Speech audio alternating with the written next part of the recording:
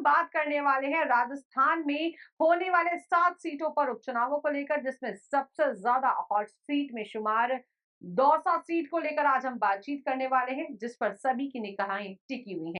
अब ये सीट इसलिए भी चर्चा में रहे क्योंकि लंबे समय से इस सीट पर कांग्रेस की पकड़ है और ये सीट सचिन पायलट और किरोड़ी लाल मीणा का गढ़ भी मानी जाती है। हालांकि यदि बात करें लोकसभा चुनावों की, तो बीजेपी ने कन्हैया लाल मीणा को लोकसभा चुनावों में चुनावी मैदान में उतारा, तो वहीं कांग्रेस ने सचिन पायलट के खास और अजीज माने जाने वाले मुरारी लाल मीणा को मैदान में उतारा था। मुरारी लाल मीणा के दौसा सीट से जीतने के बाद अब ये सीट खाली हो गई, जिस पर अब उपचुनाव होने हैं और बीजेपी और कांग्रेस दोनों ही पार्टियां अपनी कमर को कसकर तैयारियों में जुटी हैं। बीजेपी दौसा सीट को अपने लिए चुनौती मान रही है और इस सीट पर अपनी खोई हुई साख को पाने की कोशिश भी करेगी। वहीं कांग्रेस फिर से सीट को जीतकर राजनीतिक वर्चस्व को बनाए रखने की, कायम रखने की कोशिश में लगी है। तो चलिए अब जान लेते हैं कि दौसा सीट से भाजपा कांग्रेस किन उम्मीदवारों को उतारने वाली है, कौन है इसके संभावित उम्मीदवार। तो भाजपा की अगर बात की जाए, तो भाजपा के संभावित उम्मीदवारों में नाम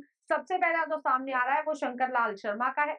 तो बीजेपी दौसा सीट पर एक बार फिर से ब्राह्मण चेहरे पर दांव खेल सकती है और ब्राह्मण बीजेपी का कोर वोट बैंक भी माना जाता है और इस सीट पर ब्राह्मण वोटरों की संख्या भी काफी ज्यादा है और यही एक फैक्टर है कि 2023 में प्रत्याशी रहे पूर्व विधायक शंकर लाल शर्मा के पक्ष में लगातार नजर आ रहे हैं।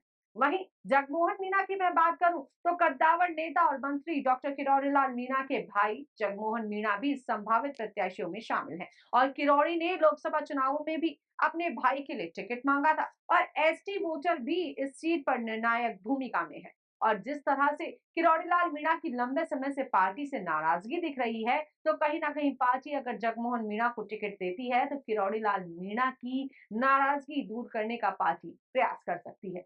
वहीं तीसरे नाम की बात की जाए तो नंदलाल बंशीवाल का नाम सामने आ रहा है। अगर बीजेपी ब्राह्मण और एसटी के बजाय एससी पर दांव खेलती है, तो पूर्व विधायक नंदलाल बंशीवाल यहां से प्रत्याशी हो सकते हैं। जनरल सीट होने से पहले नंदलाल बंशीवाल दौसा से 2 बार विधायक रह चुके हैं और सबसे बड़ी बात, अगर पार्टी एक परिवार एक टिकट का यहाँ पर नियम लागू करती है, तो जगमोहन मीणा और नंदलाल बंशीवाल दौर से पिछड़ सकते हैं। जगमोहन के भाई किरोड़ी और भतीजा राजेंद्र दोनों विधायक हैं और वहीं नंदलाल बंशीवाल के भतीजे विक्रम बंशीवाल भी सिकराय से विधायक हैं।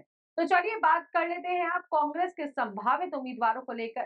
तो सविता निहारिका मीणा का नाम सामने आ रहा है। कांग्रेस ने इस सीट पर मुरारीलाल मीणा की पत्नी सविता और बेटी निहारिका मीणा के नाम पर फिलहाल विचार कर सकती है। वहीं जीआर खटाना का नाम सामने आ रहा है। सचिन पायलट के करीबी और पूर्व विधायक जीआर खटाना भी दौसा से चुनाव लड़ सकते हैं। हालांकि इसको लेकर अभी तक अंतिम फैसला नहीं आया है, अंतिम फैसला पार्टी स्तर पर किया जाएगा। तो वहीं तीसरा नाम नरेश मीणा का है, जहां पर कांग्रेस में राजस्थान यूनिवर्सिटी के महासचिव रहे नरेश मीणा भी प्रमुख दावेदारों में से एक है। विधानसभा चुनावों में नरेश ने 12 जिले की छपरा सीट से निर्दलीय चुनाव लड़कर 44,000, जी हाँ, 44,000 वोट हासिल किए थे और सचिन पायलट कैंप से नजदीकी की वजह से नरेश का नाम दौसा से एक बार फिर से चर्चा में है। अगर दौसा से टिकट नहीं मिलता, तो नरेश मीणा को देवली उनियारा सीट पर भी शिफ्ट किया जा सकता है।